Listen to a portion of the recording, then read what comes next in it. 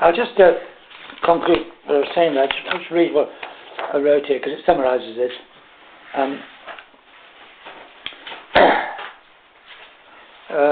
But this redeployment of attention into sense perception by active looking, what could be called reverse seeing, is only the first stage. After this there comes the stage of what Goethe calls exact sensorial imagination, and which he describes as recreating in the wake of ever-creative nature. I wanted to get that in. Oh, I love it. Good.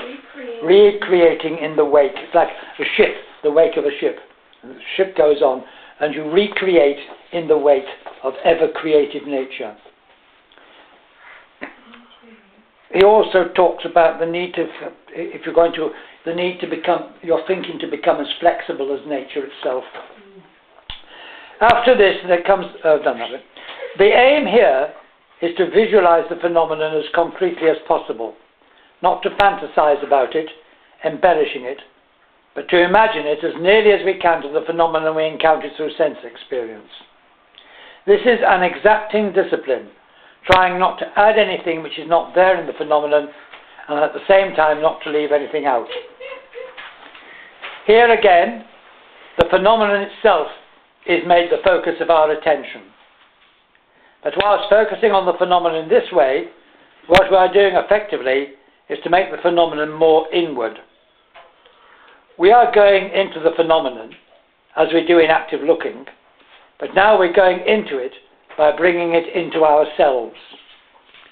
This means that we are creating a space for the phenomenon by means of our attention, so that we can receive it instead of trying to grasp it, so that we become participant in the phenomenon instead of an onlooker where separation dominates. If we now return to the sensory encounter with the phenomenon, we will find that our senses are enhanced and we begin to become aware of the more subtle qualities of the phenomenon. As we follow this practice of living into the phenomenon, we find that it begins to live in us. Whereas the intellectual mind can only bring us into contact with what is finished already, the senses, enhanced by exact sensorial imagination, bring us into contact with what is living, so that we can begin to experience the phenomenon in its coming into being. It is by going upstream into the coming into being of the plant that Goethe's thinking begins to take on the dynamic form of the life of the plant. This may well be Goethe's greatest discovery. How to encounter and experience what is active and living in nature by means of the senses and their enhancement, instead of remaining in contact only with what is already finished by relying on the intellectual mind. Now, I do believe that. I think that is great. I think that is Goethe's greatest discovery, and this is actually where he's unique in doing this. Simply nobody else did this, and this is the uniqueness of Goethe. Nobody worked in this way.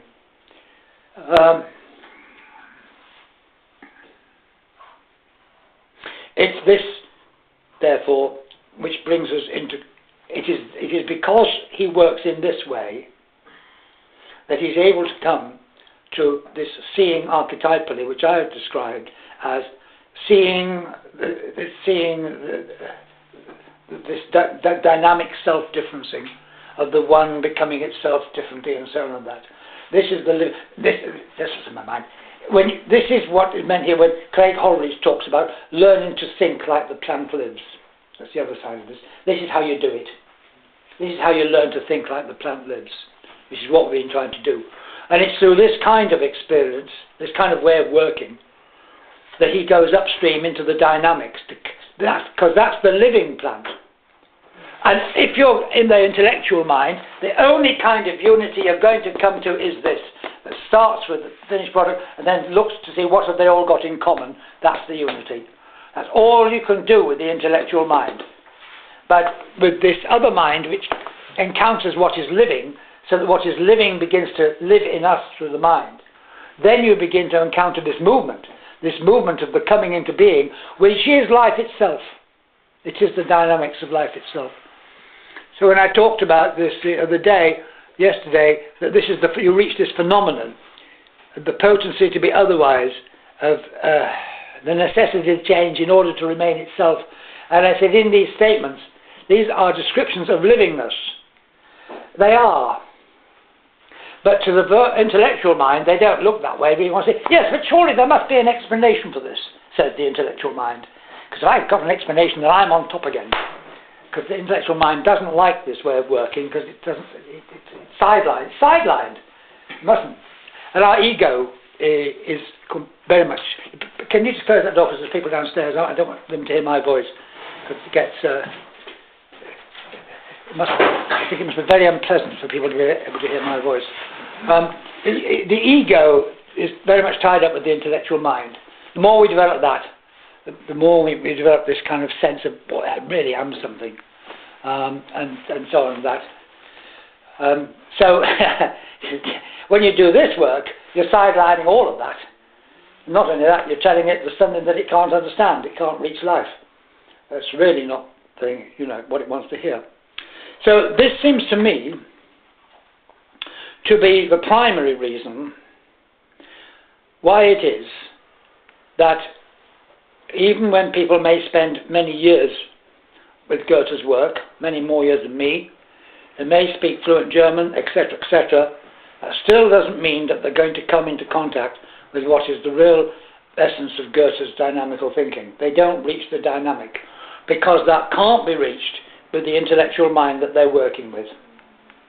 And so the best they can do when they get this feeling that things aren't quite right here is to start talking about an inclusive form where they say, yes, but somehow it's there already, and they push it back in, the cheese into the milk.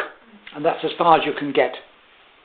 To make the transition to the experience of the truly dynamic requires a different way of working. And of course, I haven't been doing that with you. Margaret's going to do this with you. But although I haven't been doing that with you, I got into this because I was doing this work with myself, doing this kind of work I've just described with plants and so on and that. And actually, I just remembered in this, I talk about a busy Lizzie plant. I don't know what you call it. I'm not going to bother with that. I don't know what you call a busy Lizzie plant. But there you are. I'm not sure what the name of it is in proper terms, but we call it a busy Lizzie. It's a plant that proliferates with lots of flowers and leaves all over the place. It's a house plant. And in the 1970s, we had a busy Lizzie.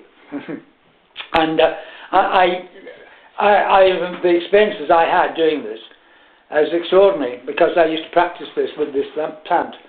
And it really is, you just have this experience that you're plunging into the plant, and suddenly the plant sort of comes to life in your mind. It's like the whole thing moves in your mind. And it doesn't have to be that, it can be almost anything. But it's because I worked in this way, with great reluctance. It was very hard for me because I was teaching physics at the time. Physics is a very demanding intellectual discipline. And I was teaching in a school, as a boarding school, and so it's full on. I mean, you don't have time. It's a full on thing. But and I had young children. They were a great help because, as well as a great nuisance, a great help because young children are closer to life, the livingness of things. And you can, though you may not realize it, you can pick it up from your children. You don't realize you're doing that. But you start to experience things, and it's actually because this is the liveliness of their perception. So that was actually a great help. And I was always very reluctant to do this work because I was so in the verbal intellectual mind and loving it, because I love physics. And I love teaching physics. So to actually go and do this work, God, I was so reluctant. And I used to have this, I asked, why am I so reluctant to do this when I know it's what I want to do, and when I get into it, I never want to leave it. And that's when I came to all this stuff on automatization and so on and that, and realized, by the way, that automatization stuff is mentioned in this monograph, and actually therefore also in the book. It's summarized in here somewhere. I should mention that. Yeah, right page. This is the key to The Psychology of Goethe's Way of Science. It starts on, I don't know, 33 perhaps, no, 34, yeah, it's page 34 onwards in there, and this book is in there, it's the second part, so you can find it there too. There's no index, because the publisher said he couldn't afford to put an index in, but there you are. It's de-automatization and dishabituation. It talks about Ornstein and Deichmann and modes of consciousness and so on and that. Henry, when you're looking at a plant like this or whatever it is that you're looking, is it somehow like it's a sort of a sense of appreciation but not focused appreciation? But can you get these same sort of qualities by looking at something with appreciation without being fixed on what it is that, the idea of what it is that you're appreciating? Or do you just look without anything at all?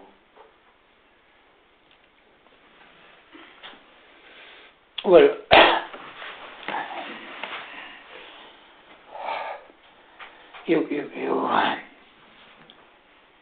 appreciation will come, won't it? I'm not sure what you mean by looking at something that you don't know what it is, but you're appreciating it.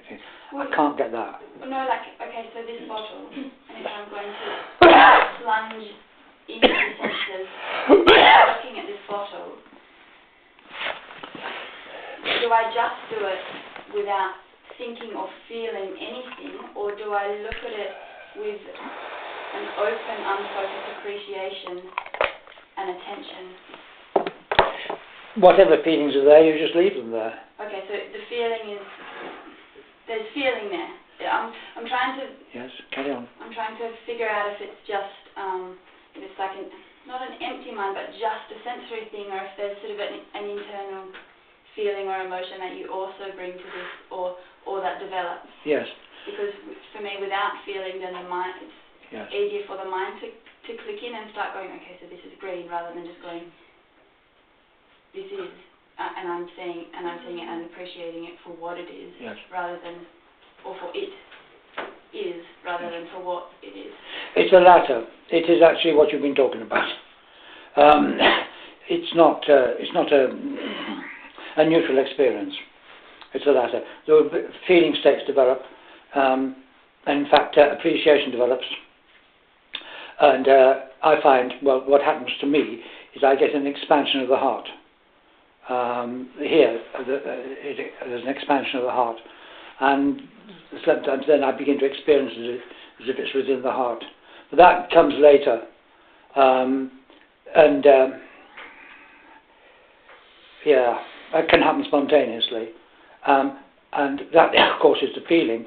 But it's just something where your feelings are not just simply being subjective. It's not emotion. It's feeling. It's feeling. It's feeling. It's feeling. It's feeling. It's not emotion. That's the key thing. Thank goodness that came up. And not evaluating, so it's not about saying it's no. good green and not a good green. God, no. Absolutely no evaluation. No. No. It is feeling. Feeling.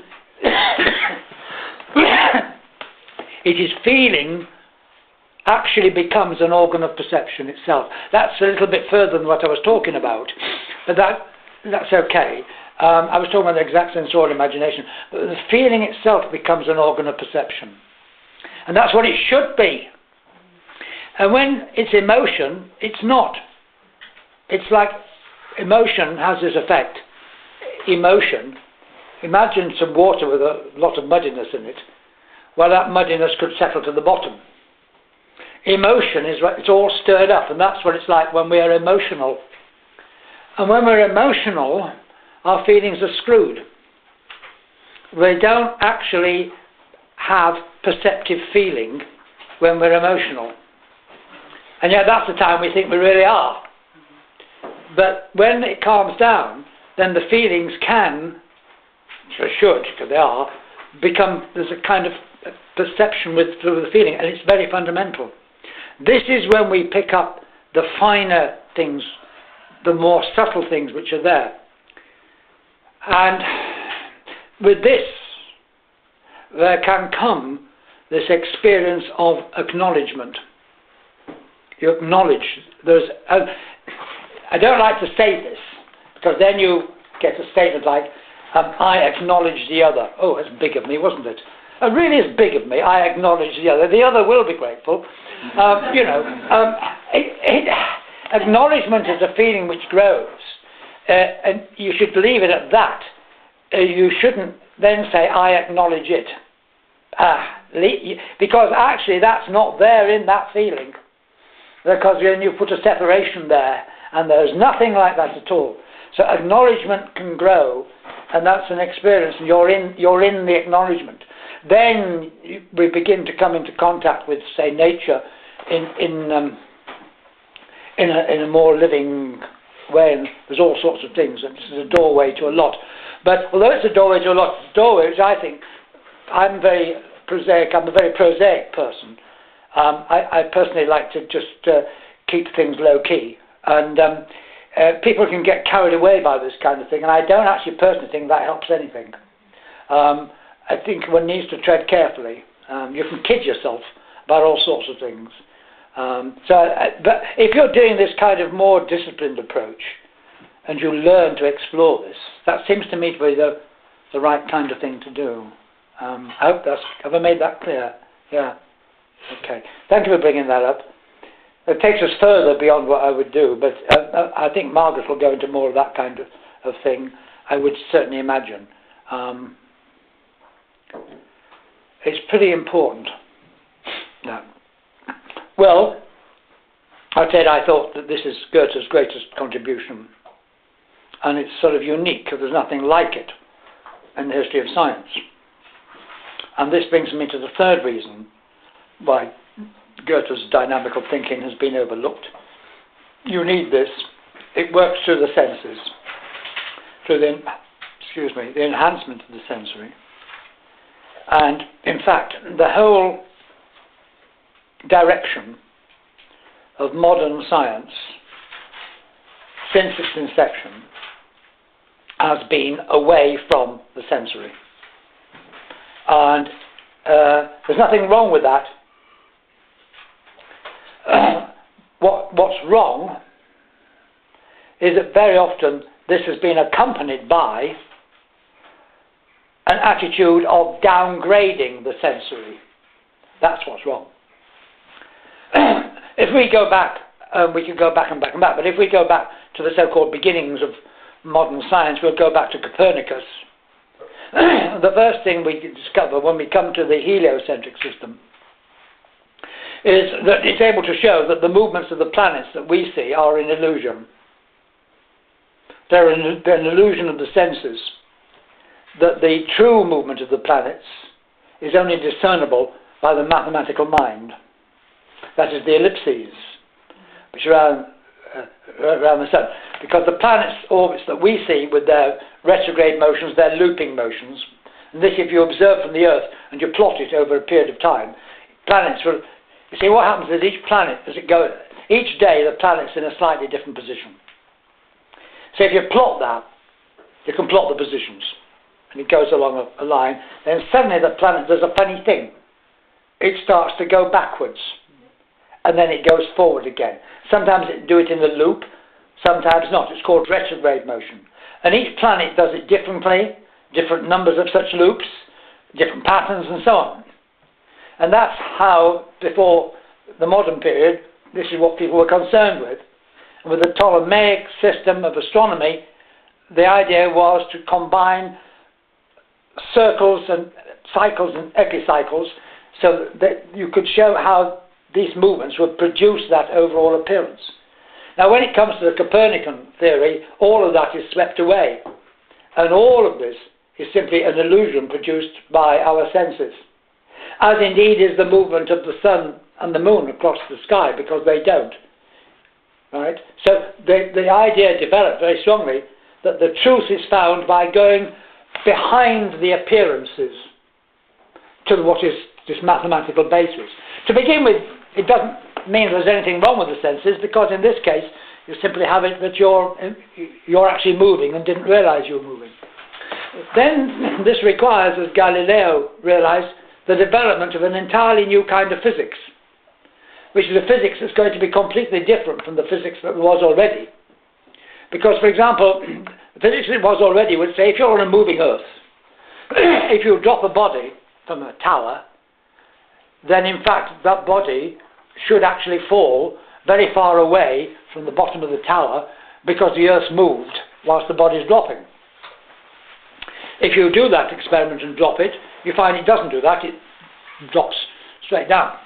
So what happens is all the experiments show, all observations show, that bodies move on this Earth in exactly the way they would move if the Earth wasn't moving.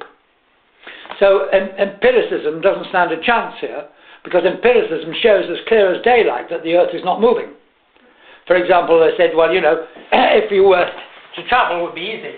If I want to travel, I don't know, to the east, all I do is jump up and down like that, and the east will arrive. And, you know, so on. There's many, many objections. And Galileo put it this way: the problem is how to move the Earth without causing 1,000 inconveniences. And the birds and all that all get left behind, and heavens only what. None of these inconveniences happen, which therefore is excellent empirical proof that the Earth does not move. But he says, and everyone said, no, it does move. The reason it moves is because the sun must be in the centre. Why? Because in this Neoplatonic thing, the sun is the visible representative of God. And in fact, with Copernicus, he actually shows, or tries to show, that in fact the proportions of the planets are harmonious with respect to one another when seen as going around the sun, and they have the same kind of proportions and ratios as the dimensions of a temple. And of course at this particular time, Copernicus, although he's Polish, was in Italy, and at this time the Renaissance, the Neoplatonism there, and Palladio, building the Palladian villas and so on and that. And he actually talks about the system of the sun and the planets as a temple for the living God. And he means it. Because he said by putting the sun in the centre like this, it turns out that the numbers work out. It has the same kinds of proportions as a Palladian temple. And therefore, the system, the solar system of the heliocentric system is actually a temple in which God comes to dwell in the sun. And this is really why they always say, for example, they always say, well, why the Arabs had all the measurements and all the ideas and all the mathematics, and we took so much from the Arabs. Why didn't the Arabs make this step? Well, they had no reason to take the step, because actually the moon means a lot in what they do. But also, you have to have this. What really matters in the development of science is often schools of thought, which come in from outside, philosophical schools of thought, which influence people, which are not discovered scientifically, but influence the way scientific discoveries are made. And here is one of them. So in this particular case, this temple is not visible to the senses. It's visible to the mathematics that works it out. Well, that's why Galileo was quite certain that the Earth was jolly well going to move. Whether it seemed to move or not, 1,000 inconveniences, it was going to move, because the sun was going to be in the centre, and that was that. And so he developed a whole new physics. And what he did is unbelievable genius. If you could see how that man did it, you'd be astonished. Because what he does is he actually develops the physics in such a way that a body will move on the moving Earth in exactly the same way it would move if the Earth didn't move. And he develops the physics that accommodates that. So when a body falls, it keeps up with the Earth. And that's the beginning of inertial motion. Doesn't quite come to completion in Galileo, but that's it. And of course then he says there is a motion which requires nothing to make it move. Completely contrary to sense experience. I mean, where have you come across a motion that doesn't require something to move? if you want to move something, if you want to move, you've got to make it move. Because there's friction and all that sort of thing, gravity. So here this idiot Galileo says that actually it's natural for bodies to just keep moving on their own. It's the most craziest suggestion anyone's ever made. But he didn't bring out of the blue. There was a whole history in medieval physics, which people didn't realise was there, but it was there in the 12th century, where this idea had been gradually developing, and he transformed it. And so he produced the basis of modern physics, which comes out in Newton's first law of motion, that a body will stay at rest or move at constant speed in a straight line, unless the force acts on it. If there's no force, that's what it will do. And this is completely contrary to sense experience, although you can learn to see it. And you don't have to go into outer space to see it either. But all of this physics was therefore developed to find a new physics which could enable the Earth to move and bodies to be on the moving Earth, moving exactly as they would do if the Earth didn't move. And I haven't got it here, maybe in the book, I don't know, can't remember. There's a statement of Galileo's where he says, I cannot say how much I admire. I wonder if I've got it. Because it's such a shock. I used to read this to people. It's such a shock. Because everybody's brought up with the belief that modern science began when people came to their senses. That is, they avoided all speculation, all the Greeks had said and everything, and they went and looked what their senses told them. Actually, it's the opposite. Modern science began when people took leave of their senses. Took leave of their senses into the mathematical. And there's nothing wrong with that. What's wrong is if you then start to downgrade the senses, which under the influence of pseudo-Platonism they did, and said the truth is hidden behind the senses. Platonism said the world of the senses is a world of mere appearances. And so the sensory world began to be downgraded. And it gets worse. It gets worse. Let me just see if I can just find this quote.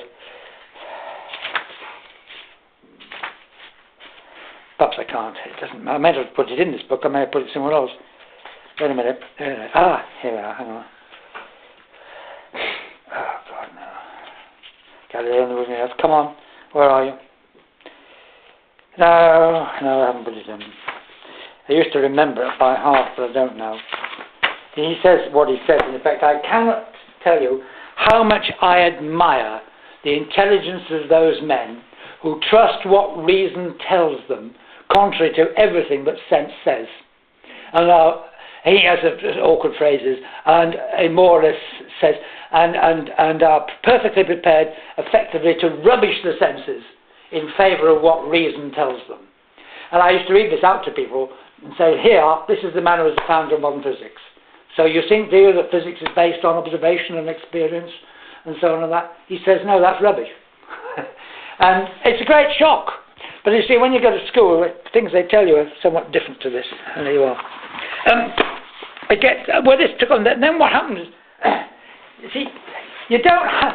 Kepler, for example, really believed that these mathematical relationships he discovered were the thoughts of God. And he said, this is the real thing. So the mathematics deals with quantity and deals with those aspects of the universe which can be quantified. So other aspects of experience I mean. So other aspects like colour, the sound of something, the smell of something, all those things, they can't be quantified. What you can try to do is to quantify them by trying to link them with something that can be quantified. So later on with the wave theory of light, you have the idea of a wavelength, and you say, well, different wavelengths correspond to different colours. There's no colour in there, but you say, let's deal with wavelengths. And it's very successful, because then you can do instrumental optics in all sorts of successful ways, which you all benefit from with your cameras and so on. But you're not dealing with colour itself, which is why Goethe said he wanted to get colour out of this kind of science, so we could actually begin to deal with colour. But the tendency then became to say, well, there's another tendency which grew. What I'm trying to say, you can do this whole mathematical approach methodologically. You can't take account of colour, but you can accommodate it mathematically by saying it's a wavelength and so on and that. But that doesn't actually say, well, colour doesn't exist. But that's what did happen under the influence of another philosophical doctrine which came in the 16th century, 16th century, well, a bit before actually, and that was the ancient Greek philosophy of atomism, which was developed by Leucippus and Democritus before Plato, and then after Plato by the Epicureans and so on and that, the Stoics, and became a very important philosophy which said that, contrary to what you think, the world consists of nothing more than corpuscles, atoms, undividable, moving in a void, and a vacuum, and that everything can be understood in these terms. Now, the reason why they had this was it was actually part of a spiritual exercise. It is now realized that by meditating on this and using it in various exercises, it produced in a person a state of equanimity, whereby they were no longer concerned about all the things and so on and that. That's what it was for. But when this was rediscovered, after this material became available around about 1540, somewhere or other, the documents came from Constantinople, now Istanbul, into the West, into Italy. People took that, and they were very interested in this, but the atomic picture got adopted into science. Now, people think that scientists discovered atoms. They didn't. They introduced atoms into science from this ancient Greek doctrine of philosophy of atomism. And they simply took the physics aspect of it and ignored the rest of it, which was this spiritual exercise that it was supposed to be associated with. And so this notion came in that what is real is atoms moving in a void. And that's why a lot of the early stuff was to try to find if there could be a vacuum, because Aristotle said you can't have a vacuum. Well, here you could have, and they found you could have a vacuum and so on. But with this, then you get the distinction into primary and secondary qualities. And that is that those which are mathematical, which is quantity and motion and size, they're real.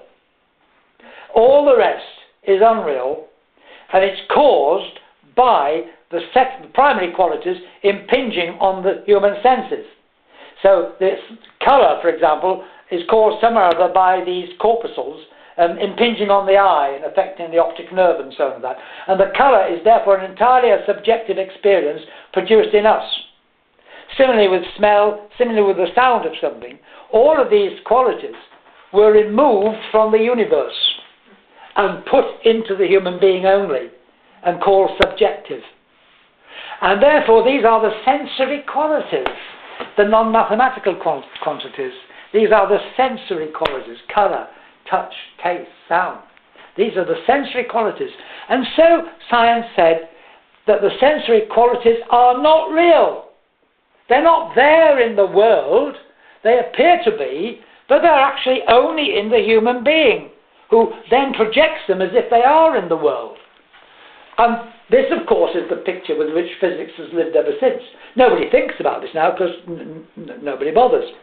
But if you see the origin of this, how it was introduced as a school of thought at the very time when people were really emphasizing follow the mathematical approach. This fits the mathematical approach like hand and glove.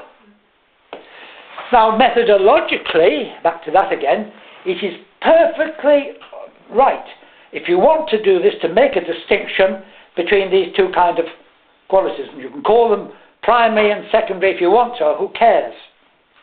But then it becomes ontologized, and for which there is absolutely no basis whatsoever. And so that is how the senses got written out. So the whole movement of modern science was away from the sensory world and even downgrading the sensory world.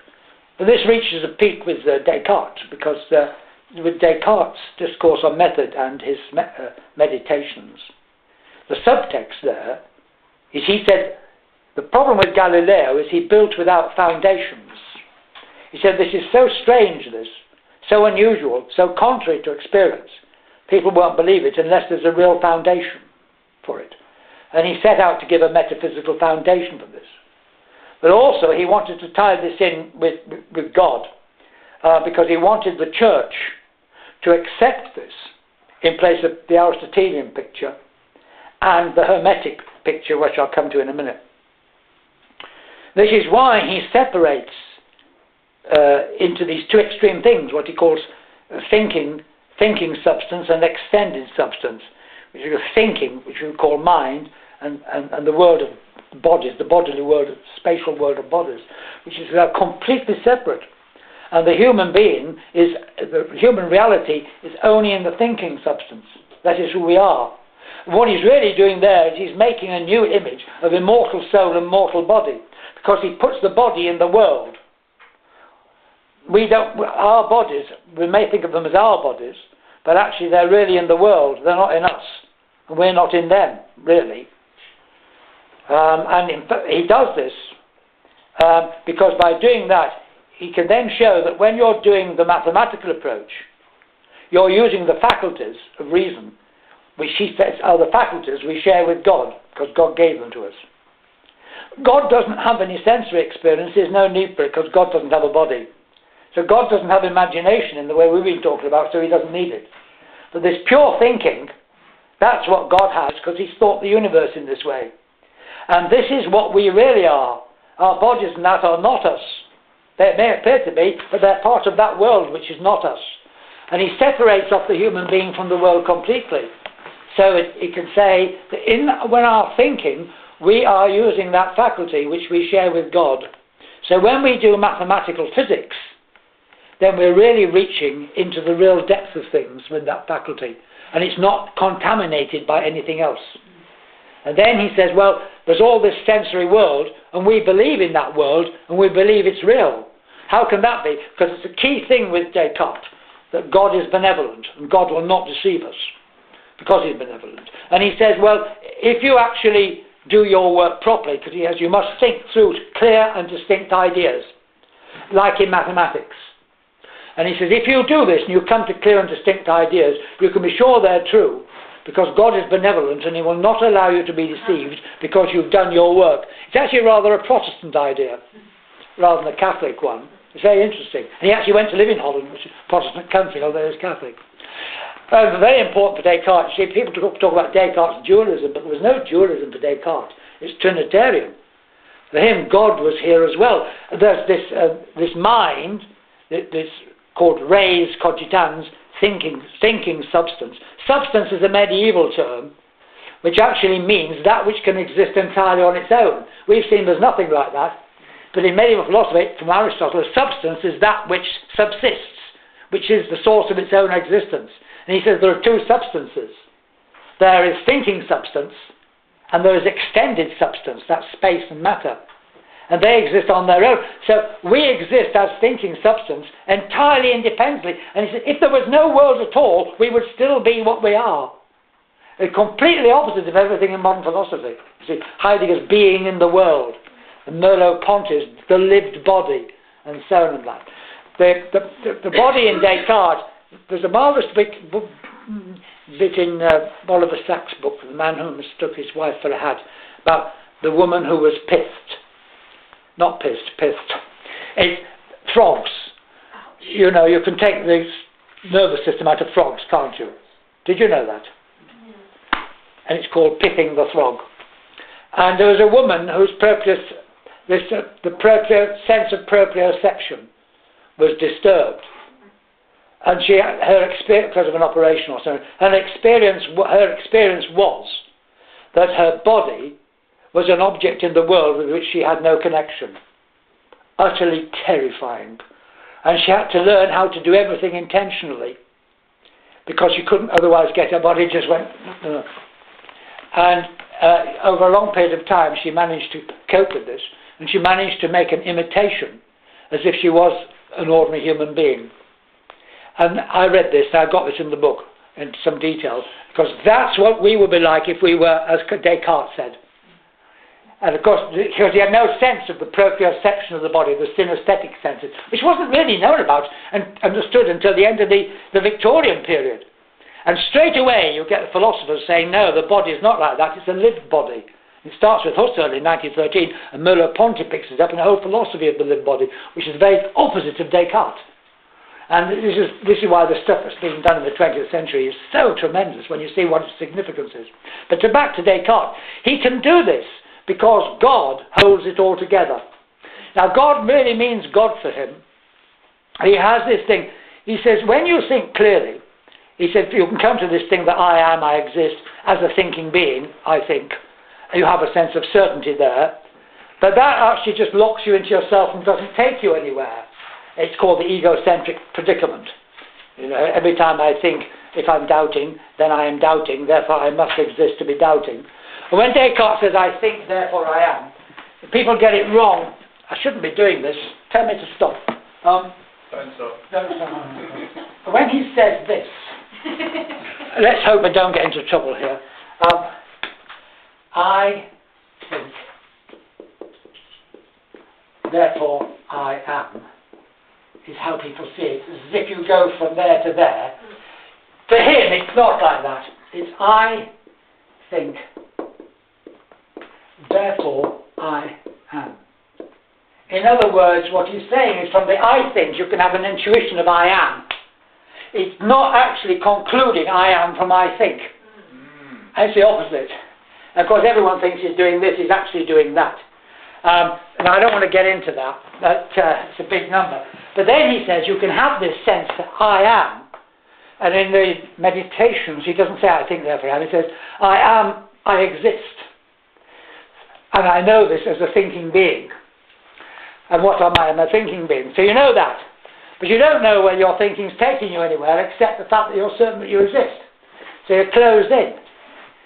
So he says, he says you don't know whether the world exists or not. You believe it does, but there's no reason you could have to think that. But what gets you out is God. Because he says, well, I find in myself, I have the idea of a supreme being who is omniscient, all-powerful and everything. I find I have this idea of a perfect being who is infinite. I find that I have this idea in myself. And he says, now, where did that come from? We would say, well, it comes from the surrounding culture, okay, but he didn't say that. He says, I find this idea in me very strongly. He said, and I couldn't have thought that idea because there's nothing that I know which would make me think that idea. He said, therefore, he said, this must be the mark of God. It's the maker's mark. God has, you know when you make something and they stamped it? That's God's stamp. When he made me, he put his stamp on it. And that's that idea that there is a supreme being. So this thought is actually God's stamp on me. And therefore that's transcendent. So what happens is, it's very clever, he finds within this sphere of sort of immanence, which you can't get out of, he finds something in there which actually is transcendent. It's God's mark. And therefore, he says, this is the second thing, we know that God exists because he has made me and he's put his stamp on me. And I experience that stamp. And it all depends if you will accept the fact that you couldn't have had that idea for yourself. Therefore, that's the thing. And then it's God that gets us into everything. You see, everything is then done through God. And, of course, afterwards, people dropped this idea of God. So everything fell apart. You've got complete dualism. There's no God holding it together. And that's what happened. You see, the English philosophers, John Locke, Francis Bacon, and so on, they all took the line, you don't introduce God into natural philosophy and science. But continentals did. And there's a big difference between the two. The only man whose exception is Newton. Newton did, but kept it secret. Because for Newton, the whole universe was within God. Because gravity is a power of God, which is how gravity can act at a distance. Because actually it's God. It's one of God's powers. But he didn't want people to know that. It was all done privately, and he had reasons for that. And, of course, Leibniz got hold of his story that Newton just said, well, the universe works okay, but it gets out of kilter a bit, and it needs adjusting like a clock. And he's the one who said, see, Newton just thinks that God's a clockmaker who needs to adjust his clock a bit. And this is what's come down to people. What they don't realise, if you're going to Newton, for him the whole thing was God. It was all within God. And space, for him, was the sensorium of God. It was God's sense organ was space. And, I mean, this is it's terrible the way Newton, I mean, you get to this Newton-Goethe thing the Germans invented. The Newton they invented is just nothing to do with Newton at all, just to suit their purposes. So this God incident for Descartes was so real. When Descartes did his physics, because afterwards he did this whole physics, one of the first things you have to do with atomic philosophy is to work out the laws of motion. If these particles are colliding with one another, you need to know the mathematics of this. And he developed these laws of collisions. And it's well known that they're wrong. And that actually, the man who developed the right ones, shortly after Descartes' death, was Huygens, who did it all at the Royal Society. He was Dutch, but did it at the Royal Society in London. Well, more recently, the philosopher of science, Kurt Hubner, has gone back to Descartes' work. And he's actually shown that if you take Descartes seriously, what he's actually describing is those laws of collision as they would be for God.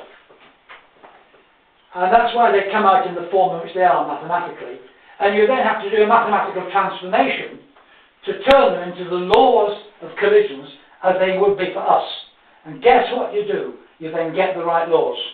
So in fact, what he described in his physics was the laws of colliding bodies as he thought they would be for God.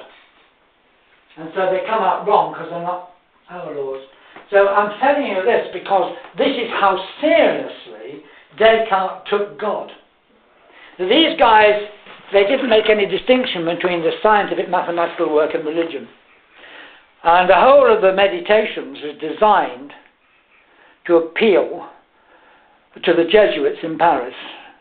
And it's written in the way in which it is for that purpose. And if you know that, you can begin to read it. Now I'm going to finish with one final thing, because there is a twist to this, and that'll be it. I wonder, I must have written this down so that to save me bothering to think about it.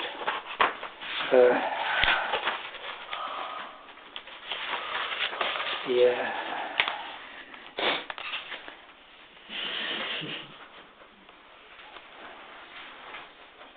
I've not put it in.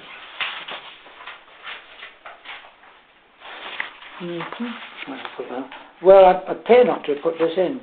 I thought I could just read this. I must put it in somewhere. I'm sorry, I put these things in the book. I don't know where on earth they are. Oh, God. Surely I've not missed this out.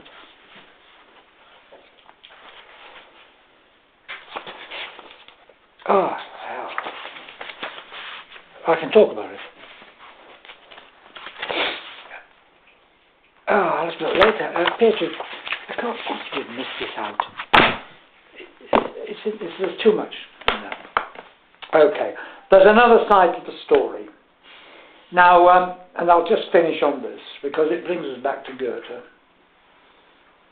And this is described in the chapter in Margaret Wertheim's book, Pythagoras' Trousers, God, Physics and the Gender Wars. And it's actually in the chapter called The Triumph of Mechanism. And that might be chapter 4, but I don't know. It's a brilliant chapter, because what Wertheim brings out, and this, she summarises a huge amount of work that has been done by various historians and so on. We have grown up with this idea that at this particular time there was a kind of battle between the entrenched Aristotelianism of the universities and this new science that was developing, this new science of mathematical physics with its entirely new picture of the universe. And that Galileo was in opposition to the Aristotelians and so on. This is what we're told in all the books. So there was a battle for who had access to the truth. It's an epistemological battle. Who's got the way to real knowledge?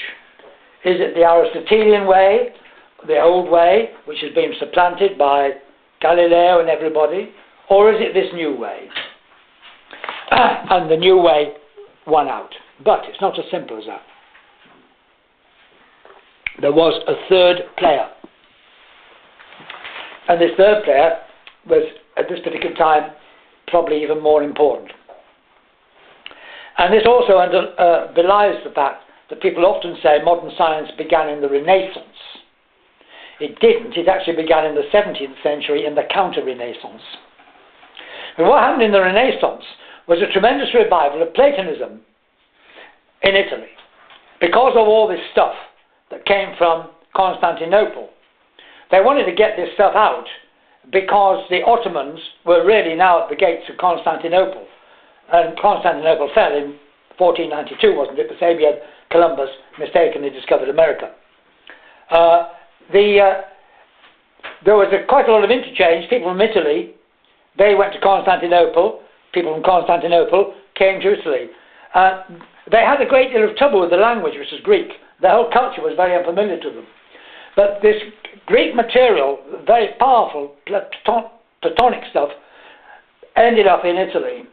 And this gave rise to this whole school of Neoplatonism, which was the philosophical foundation for the Renaissance. Because all the painting, the sculpture, and all that actually, and this science, are all expressions of Platonism. But the people who did it weren't at all like they were a century later. They were much more what today, I suppose, you would call mystical. They were. It's not mystical, it's the wrong way to put it. But we start with these people like Ficino and his pupil Pico della Mirandola and various others that there were, who did a great... They had this view of the universe, which is it's much more like that in The Tempest, Shakespeare's The Tempest, Prospero. He's a Renaissance magus, or however you pronounce it. They had this view that the whole world is really, it's a living world, and there is a world soul, and that the anima mundi, and that when you encounter nature, you're going into the spiritual realm, which is beyond that, through nature, but that spiritual realm is also present in nature, giving it the form that it has. And that you have to find ways of entering into this, and this was done by magical means, and the Kabbalah came in here at a later date, and Kabbalistic means were used, because the Kabbalah came across when the Arabs threw the Jews out from Spain at about the same time, and they went across to Italy and all that sort of places, because the Kabbalah, what's called the Kabbalah, was really developed in southern France and Italy, around about 1200, 1300, then back projected into the distant past. But actually it was all made that. And that was a very similar kind of thing, and they incorporated that. And this idea, and the other thing is very important, there were angelic intermediaries, and that a lot of the work of the Renaissance magician was to actually, as it were, find ways in which he could come into contact with the angelic forces in the universe, which would give him the true knowledge and the power to do things, because magic means power. And in some respects, people have pointed out, the way modern science became power is a degenerate form from this. But with this picture, there came the important notion of the role of imagination, the active imagination. And it was through working with the imagination that you came into contact with these higher powers, which transmitted to you the true energy, the true knowledge of things. And so you approach the earth and nature as a living being, an animated being, which was material. You see, you really need to make a distinction between the material, what would be the psychic, and the spiritual. And the psychic is often called the spiritual, and there's really two spirituals. There's the intermediate, and then there's the true spiritual world, which is the world of God and so on and that. And what they're talking about would be best called psychic. And this is what people like Carl Jung pick up on later, of course. Because what Carl Jung does is he brings this back again into psychology from this region. Read Hillman, for example, archetypal psychology and so on. This is what Jung did. And Jung knew what he was doing. He went back to this stuff. And so on. Well, these people were getting very powerful. And also they were making claims about religion. and that the true religion was not the religion of the church, which is a highly dogmatized body, and the Catholic Church was the world's first great totalitarian system. And it really did. I mean, it could have taught the communists a thing or two, I can tell you. It was very much that kind. Now, they didn't want their power threatened by anybody, and so there was a battle for who was it who had access to the truth about things. Was it the Aristotelians? Was it what I call the Renaissance nature philosophers? Because this is where the idea of natural philosophy comes from. That science later isn't natural philosophy, because the one thing that gets chucked out of science is nature, when you look at it. What you have in science is a denatured nature, and this is the problem we've got today. But these guys, they had nature as a living power that you could communicate with. And this, so they said that they had the access to the truth, and the new physio-mathematicians, now mathematical physicists, mathematical experimental physics, they said they had the access to the truth. So there was a threefold epistemological battle. And this is what is also at the basis of the man who was very much at the centre of this is a man you won't have heard of, but in his own time was very famous. His name was Mersenne, M-E-R-S-E-N-N-E, and he was in Paris. And he was like a kind of one-man internet. He was a coordinating system for everything that was going on in Europe and all this sort of stuff. And he was at the centre of this battle against the Renaissance nature philosophers, sometimes called magicians or hermeticists. And so he used anything he could as fuel for what he was doing. And he greatly encouraged Descartes. There's a lot in the books about there were people in the background who were encouraging Descartes in what he did. That doesn't mean that what he was doing was the way they would have done it. They saw that what he was doing was something that they could use. And this separation suited them fine. Because then the key thing was, with the Renaissance nature philosophers, was that you internalize nature by use of the active imagination.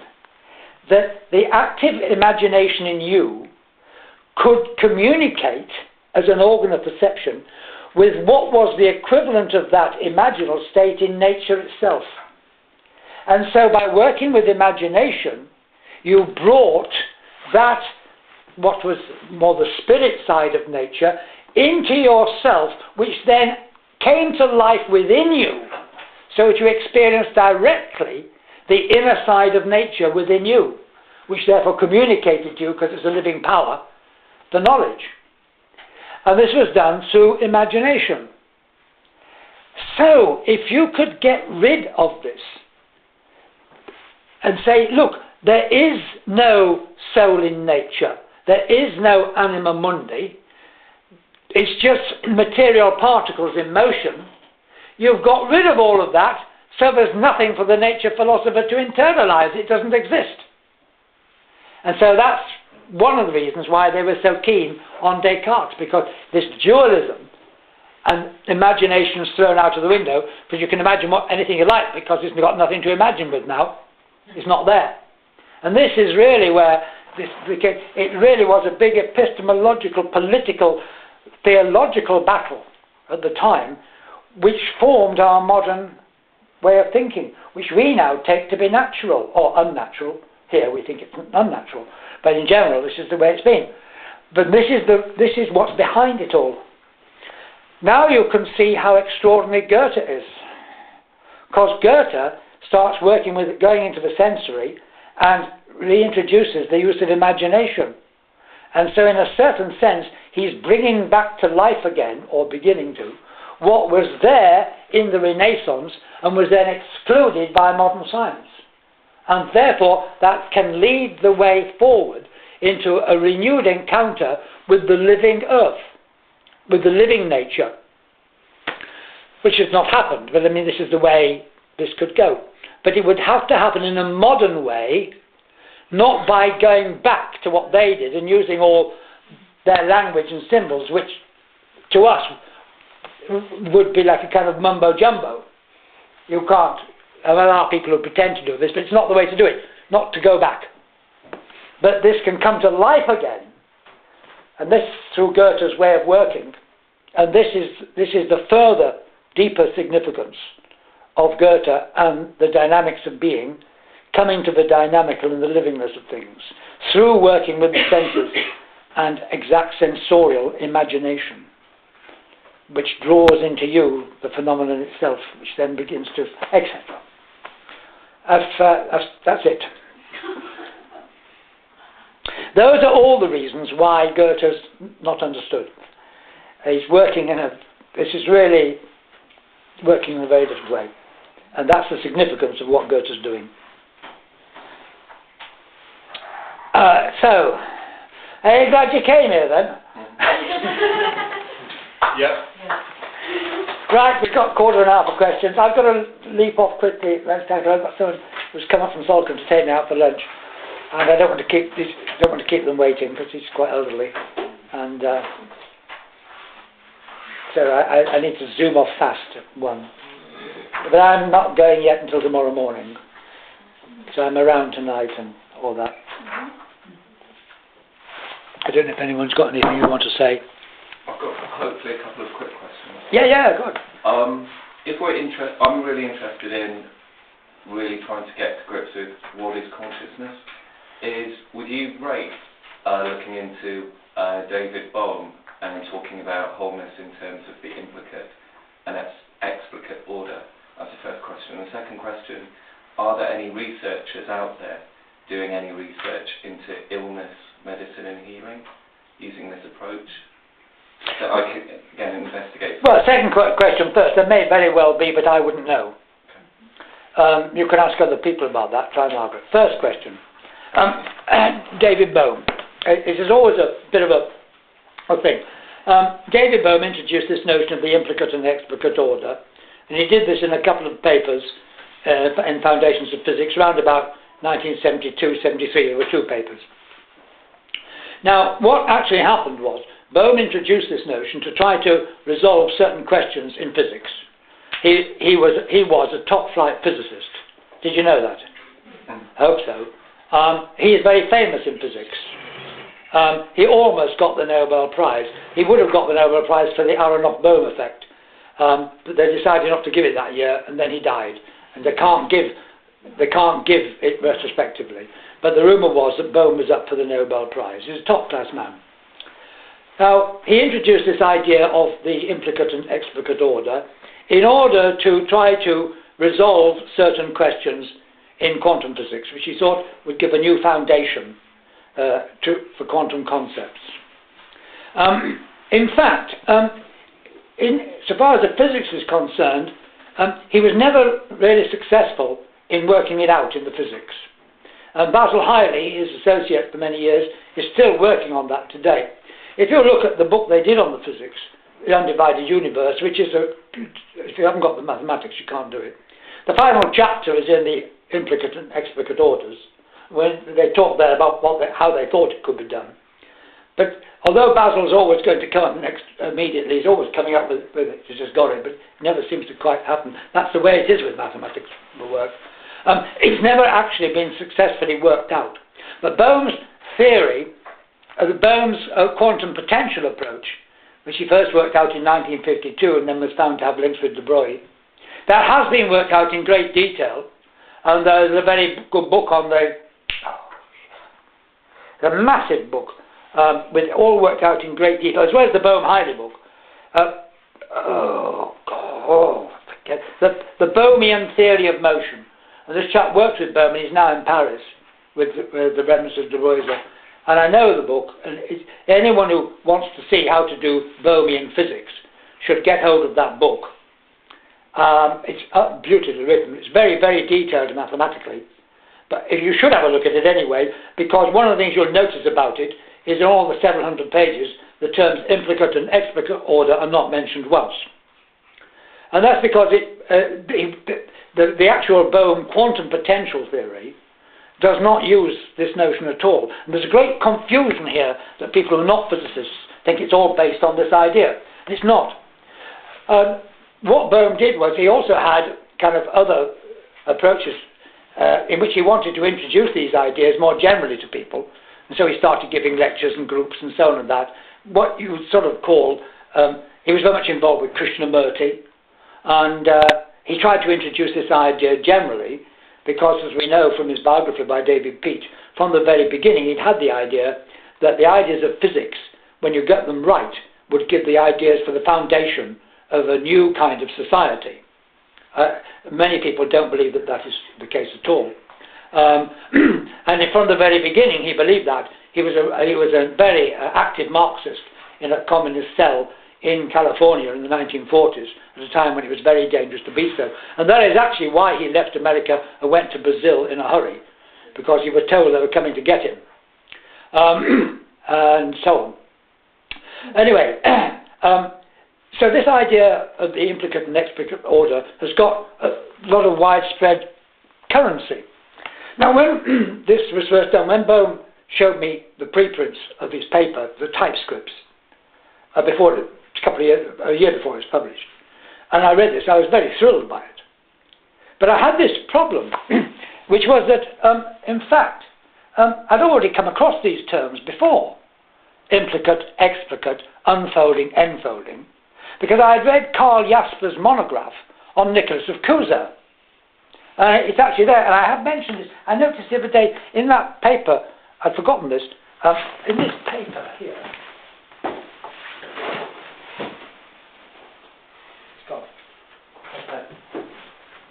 In this paper here, I mentioned this, and I'd forgotten about that the other day. Where is it? This paper. I'll find it. Oh, the notes at the back. I noticed it the other day, and I'd forgotten this. I did mention this, and Lord, where on earth is it? See the notion of unfolding, explicatio, and enfolding, complicatio. I've got that wrong. Oh, God, I've put complicatio, it's implicatio. In the work of Nicholas of Cusa, discussed in Karl Jasper's The Great Philosophers, Volume 2. See also Bohm, Wholeness and Implicate Order, Chapter 7. Now, what Bohm did, and he didn't tell anyone this, and there's a reason, is he actually took these ideas, which it now turns out is the language of medieval philosophy, and he reintroduced them and used them in a new way with a twist. Now, he didn't say he was doing this, and so many people have thought that this was all invented by Bohm. And you can think that because the way he uses it is different. Now, well, here's a very good reason for not doing this. This is my guess. He had a great deal of trouble in the world of physics. There were many, many physicists who thought Bohm ought not to exist because he questioned everything. And he was a top drawer man. So if he'd said to them, look, I'm going to reintroduce the language of medieval metaphysics into today's physics, since every physicist knows that modern science arose when they threw out everything medieval, which isn't true, then that's about the worst possible career move he could have made, or life move. So there are very good reasons for not doing this. When Bohm showed this to me, I actually thought of this immediately, this Nicholas of Cusa. But Bohm was such a figure, and I admired him so much, and I was so much in awe of him. This is what you do. I didn't say to him anything about this, and I never did. And then I wasn't with him then, but I used to meet him from time to time. And looking back, I wish now I'd said to him, well, what about Nicholas of Cusa? Anyway, it's since turned out that if you were to go and talk to, say, the people who are involved with the philosophy of Deleuze, they would simply tell you, but there's nothing new in this at all. This is simply medieval metaphysics. And Deleuze talks about this. He's got a whole book on it, published in Paris in 1968. Expressionism in Philosophy, Spinoza. And the whole book begins with implicatio, explicatio, implicate, explicate, unfolding, enfolding. And the whole book continues in that language, because this is the language of medieval metaphysics. If you want a quick reference to this, there's a book by Todd May called Gilles Deleuze, An Introduction, very readable, and it's in the second chapter. The second chapter's on Spinoza. Oh God, brain's going, started to go. The three of them. What's happening? Doors opening. Oh, hello. Spinoza, Nietzsche, Bergson. And the Spinoza bit, he actually said, well, this is the language of medieval metaphysics, which actually Deleuze used.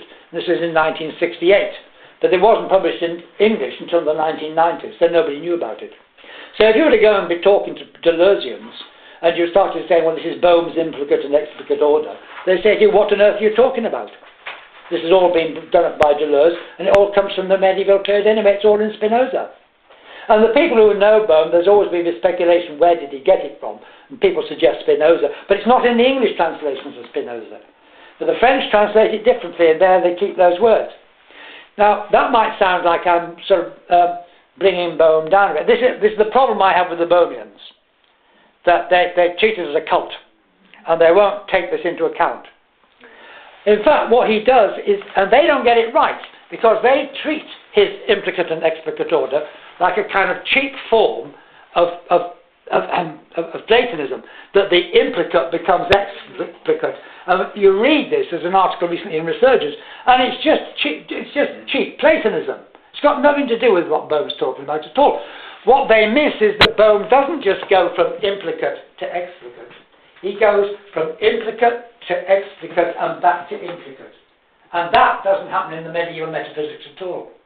And that's because he adopted this language to try to bring to expression the vision he had, which is a very dynamical vision. And I don't think he ever succeeded in doing this. And his followers, really, I think, just let him down. Because they, and I mean, I've sort of been sort of attacked for saying things like this, but I think they let him down. I don't understand what he's doing at all. And to understand it, you've got to go back to the work he did on plasma physics in the 40s, and it's sort of idea in there, and the work he did on advanced and retarded potentials in Maxwell's electromagnetic theory, where you get this here, coming from the implicate to the explicate and back to the implicate. Now, the one man who does understand this, who knew Bohm well, is Paavo Pilkinen, who's Finnish. And he has written a book, and it's expensive, and I can't remember the title. Oh, God, dreadful. And he gets this, and he's used Bohm in all sorts of modern philosophy with regard to time and duration and so on and that. And he understands this thing, that it actually goes from the implicate to the explicate and back to the implicate, which Bohm does talk about. But you look at all the cheap stuff that the New Age types use with that. They never do that. They just treat it like a cheap form of you don't even need it. Explicate, and they go on a sort of implicate to explicate. Well, you could put that in anyway. And it is sort of just basic metaphysics. So they don't really see what he was getting at. So my answer to you is, yes, by all means, go into Bohm. But for God's sake, do it properly. And don't take any notice of a lot of the rubbish you'll see in the books. Get Paavo's book. It's 50 quid. I was lucky. I went to his conference and a chap had a spare copy and he gave it to me. I can't remember his name, but I can't remember the name of the book. Oh, this is distressing. Never mind. Paavo, P-A-A-V-O, Pilkinen, P-Y-L-K-A-N, P-Y-L, Pil, K, can, A-N-E-N. Well, for God's sake, Google it. Look it up on Amazon.